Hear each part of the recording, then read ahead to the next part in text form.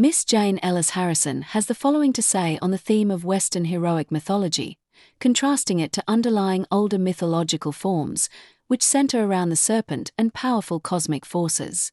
A worship of the power of fertility which includes all plant and animal life is broad enough to be sound and healthy, but as man's attention centers more and more on his own humanity, such a worship is one divine source of danger and disease. Harrison, The Miss, Cambridge, Cup, 1927, page 459. Ancient Greek philosophy, but especially Socrates, Plato, and Aristotle provided us with some of the text to what Campbell refers to as the deeper song of ancient mythology sung by human psyche, a song that engages with the eternal silence of outer space and time in a spirit of worship. The Song of the Philosophers, on the other hand, was neither a lamentation nor a joyous celebration of the human which, in their eyes, left a lot to be desired. Classical art, inspired by philosophy, changes form from the art that was inspired by mythology and contributed to singing this deeper song, especially during the period of the Renaissance where we saw a Greek holistic humanistic spirit and transcendence revived in relation to the human psyche and linked in turn to the metaphysical realm of the sacred. Campbell misses the philosophical deeper song and compares the song of ancient mythology with what he regards as the more superficial song of Western mythology, which he claims is something forced and finally unconvincing about all the manly moral attitudes of the shining righteous deedsmen, whether of the biblical or of the Greco-Roman schools. Page 25. The deeper song of ancient non-Western mythology may be better represented by Kali of India, who is both life and death, womb and tomb of the world, and for whom the opposites of right and wrong, male and female, were not absolute. Each opposite annihilates the other.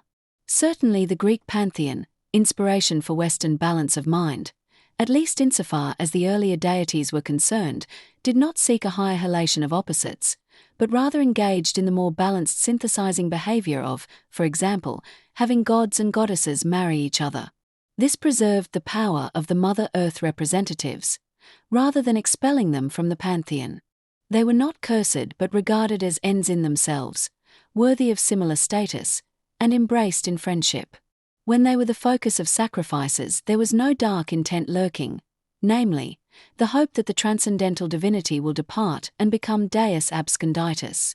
The challenge that Campbell's mythological reflections presents us with is the challenge to synthesize the deeper song of mythology with the deeper song of philosophy. This latter song is, of course, still in the process of composition, but one can clearly see in the initial movements of the composition a kind of respect for, if not worship of the truth and the good. This is a very different proposition to that of worshipping individual heroes, however powerful they may be.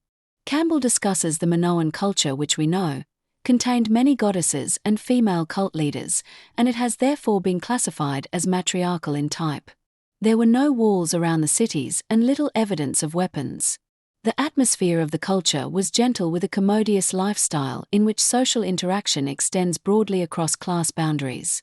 The Minoan cults surrounding the goddesses could be both benign, involving cattle, and terrible, involving lions, and central to these was a tree of life and death, often associated with a bull and the ritualistic practice of regicide.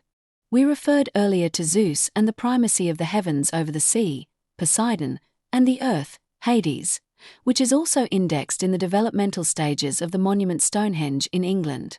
The first Stonehenge monument consisted of sacrificial pits and an earth goddess cult, an evolutionary process ending with erect stones paying homage to the sky and solar divinities. Campbell claims that the British dates match the Cretan perfectly. Page 67. Contacts between Britain and the Mediterranean, the evidence suggests, occurred much earlier than previously thought. This was during the period when architects and poets were wandering souls, wandering from city to city, region to region and across various landmasses. Late Stonehenge may well have been created by a Mycenaean architect. The Greek pantheon, we know, began with Zeus, Poseidon, and Hades dividing up the universe between them. No female presences were involved directly in this process, and in spite of the Greek compromises with previous female divinities, earthly divinities gradually became occluded, as did their central symbol, the Tree of Life. As a consequence, we see in the Garden of Eden myth that another tree, the tree of knowledge of good and evil, begins to occupy the center of concern for the deities. Knowledge, we know, also became a central concern for philosophy, both knowledge of the external world and knowledge of the self. Otto Rank, the psychoanalyst, was concerned with the psychology involved in the myth of the hero, which, it is argued, resembles the structure of a neurotic narcissistic daydream, where the individual dissociates himself from his true parents by imagining for himself 1. A noble or divine higher birth, 2. Infant exile or exposure, 3. Adoption by a family much more lowly than himself, namely, that of his actual parents, and 4. A prospect, ultimately, of return to his true estate with a wonderful humbling of those responsible for the exile, and a general sense of great achievement all around. Page 74. The dissociation of oneself from the categorical relation we all have to our parents, and the categorical relation we also have to the world of sky life, sea life, and the life of the earth, uses the defense mechanisms of denial and splitting to alleviate a weak ego from anxiety and depression. Freud reports a case of psychotic dissociation, a case of paranoia in which the patient, Schreiber, feels that his own physical body is being dissolved into the infinite matter of the universe. Spinoza is in no doubt that we humans are an individual form of infinite substance intimately related to the substantial attributes of thought and extension. We strive to maintain ourselves in existence like all forms of substance, but inadequate ideas of ourself, other selves, and the universe hinder us from striving to fulfill our rational potential. Inadequate ideas, Spinoza argues, produce passive emotional states of mind that are not conducive to the classical ancient Greek ideal of living a good-spirited, flourishing life, a life of eudaimonia. Freud's case, Schreiber, is a more serious case of dissociation, more akin to the psychotic breakdown of the mind, than the neurotic accommodations the mind makes to a reality it is still in tenuous contact with. Campbell elaborates upon this theme.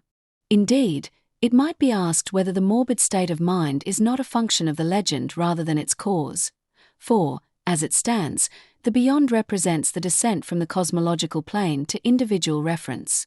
It therefore produces an inferior meditation, namely, instead of an extinction of ego in the image of a god, mythic identification, precisely the opposite, an exaltation of ego in the posture of a god, mythic inflation, which has been a chronic disease of rulers since the masters of the art of manipulating men contrived to play the role of incarnate God and yet save their necks from the double axe. Page 74. Campbell argues that this state of affairs contributed to the transformation of the state Apollos from a religious entity to a political entity.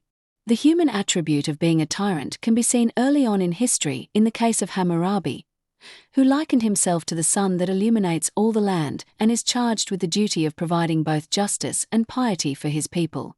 The sun sublimates the moon in this changing of the guard of the gods, and fundamental differences of psychic attitude follow from such mythic transformation. Whereas the aim of the earlier mythology has been to support a state of indifference to the modalities of time and identification with the inhabiting non-dual mystery of all being, that of the new was just the opposite. To force action in the field of time, where subject and object are indeed two separate and not the same as A is not B, as death is not life, virtue is not vice, and the slayer is not the slain. Page 78. This form of myth is the womb of the hero who must overcome his opposite, the villain, or alternatively overcome a hostile world with strange and various life forms in order to find peace of mind.